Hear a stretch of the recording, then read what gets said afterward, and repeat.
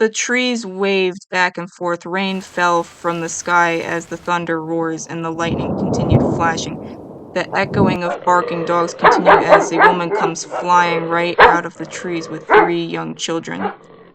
Alari's pink skirt and short-sleeved skirt are both torn. Her bow tie is torn in half.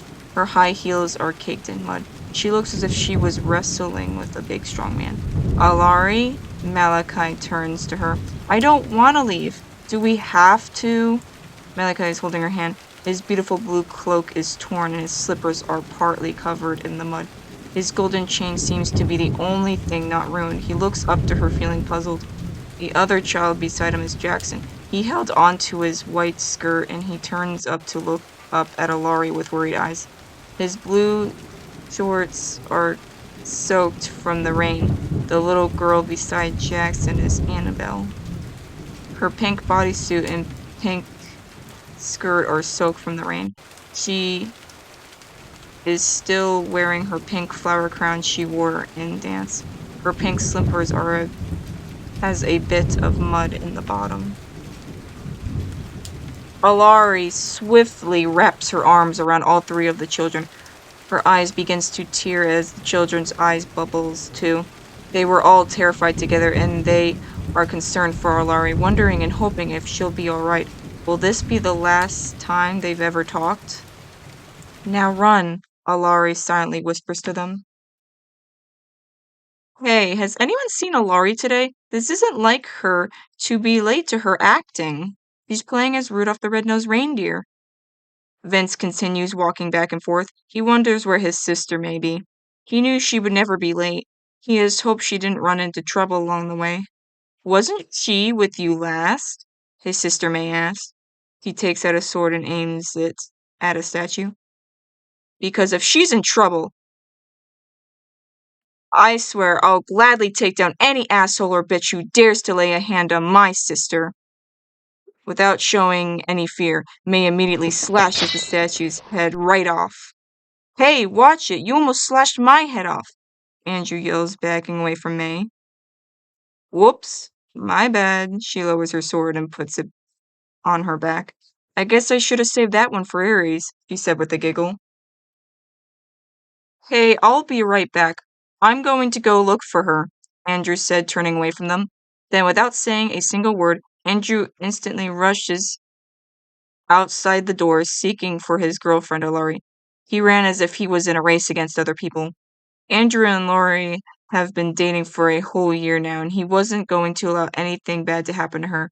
He has a hunch that he is right about her being in danger. Before meeting Alari, Andrew used to date a boy named Ares until one day Ares was getting way too far into himself and Andrew couldn't deal with that anymore. They both ended breaking up with one another. Alari, on the other hand, always kept him happy. She always knew when to make him giggle and smile. She always tended to have his back, mostly in darker moments.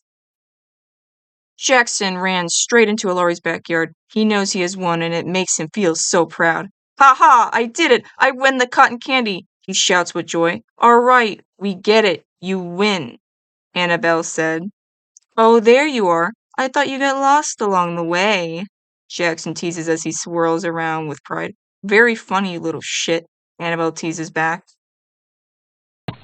Alari instantly kept on running until all of a sudden she cries in pain as she felt something super sharp hit her ankle. She looks down to see it is a deer trap biting down at her ankle. The blood quickly came oozing out of her ankle. Just then, Alari's eyes widen with fear as she notices a dark shadow standing before her holding a gun in their hand. The forest grew silent until the sound of a gunfire is told, causing the ravens and crows to all fly away as if they were going to be eaten alive by tigers. Loser, loser, loser, Jackson teases as he continues swirling around. Okay, for the last time, I know you won. Okay, I get it. I lost, Annabelle said, opening one of her hands. She then rests her hand. Ha ha ha ha! Jackson is cut off when they both turn to see Malachi come running out of the bushes with terrified eyes. He is sweating as he tries catching his breath. He looks as if he was chased by a wild tiger.